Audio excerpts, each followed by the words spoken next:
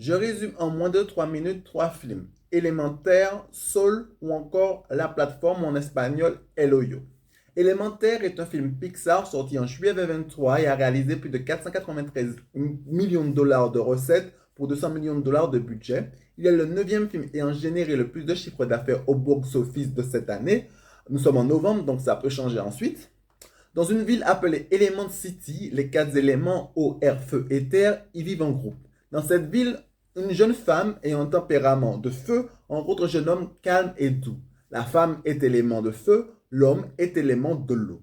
Ils ne devraient pas se mélanger car trop opposés, et pourtant ils vont le faire. La jeune femme, élément feu, a été élevée dans l'idée qu'elle devait honorer les sacrifices de ses parents et donc reprendre leur boutique. C'est alors qu'elle va croiser ce jeune inspecteur.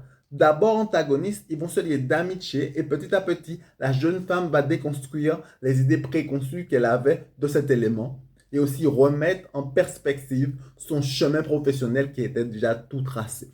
Ce film, dans son message positif de tracer sa propre vie et faire ses propres choix, mais cela signifie faire de la peine à ceux qu'on aime, elle a tarte à la crème Disney. Mais la manière dont elle est exécutée est du pur Pixar. Il y a cette émotion un peu nuageuse qui nous emporte, qui va de la douceur des personnages et aussi du déroulement de l'histoire. On a l'impression que l'histoire se déroule comme un long fleuve tranquille. Donc c'est un Disney Pixar, comme il se doit, qui ravira les petits comme les grands.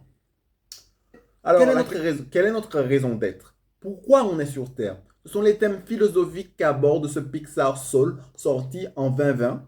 Un professeur de piano du nom de Joel Gardner aime le jazz depuis sa plus tendre enfance. Il a trouvé pour lui sa vocation. Au début du film, il a un prof de musique malheureux car il sent qu'il n'a pas réussi à faire de sa vocation ce pourquoi il est né, son travail, jusqu'au moment où il a l'opportunité d'auditionner pour une chanteuse de jazz. Autrement dit, l'opportunité de sa vie. Il se lance et réussit l'audition et soudain, il meurt.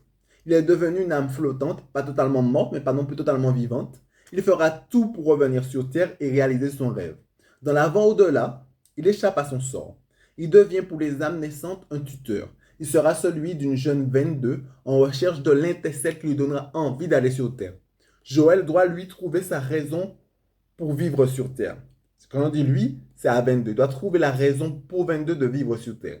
Il essaiera de lui trouver plusieurs métiers, mais rien ne fonctionne jusqu'au moment où tous les deux redescendent en catimini sur Terre. Joël sera influencé par 22 et 22 par Joël. Les deux vont comprendre que parfois le sens de la vie est simplement de vivre dans nos petits bonheurs et pas forcément dans une obsession ou un métier. Le film est beau.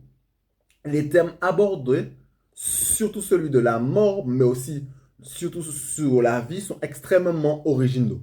Ils apportent une réponse aux questions qu'on peut parfois se poser. En résumé, ce film, on a l'impression que c'est Carpe Diem, vivre la vie, c'est la raison de la vie. La plateforme où est l'Oyo. Notre système social et économique est injuste. Comment peut-on agir pour le rendre plus juste? Peut-on vraiment agir et cela fonctionnera-t-il? Ce sont ces questions que l'œuvre de Galder, sortie en 2019, nous pose. Elle nous met face à notre égoïsme tout en étant accessible au plus grand nombre.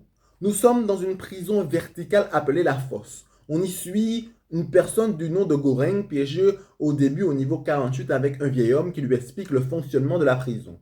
La fosse est composée de plusieurs niveaux allant du premier à un nombre bien supérieur que de 100. Chaque jour, des cuisiniers concoctent les repas des prisonniers et leur apportent sur une plateforme. Le niveau 1 a droit à un véritable festin, puis quand ils ont terminé, on passe au niveau 2, ensuite au niveau 3 et ainsi de suite. Chaque niveau mange le plus que possible car il ne sait pas où il sera le mois prochain. Le véritable problème, c'est lorsqu'on arrive à la fin, où les gens se bagarrent ou parfois s'entre-dévorent. Je trouve que le film est beau et c'est pas non plus par son message, c'est par son exécution. On a peur pour Goreng, le film est rempli de suspense, bien qu'on sent qu'on ne comprend pas sans doute toute l'histoire et la portée de celle-ci.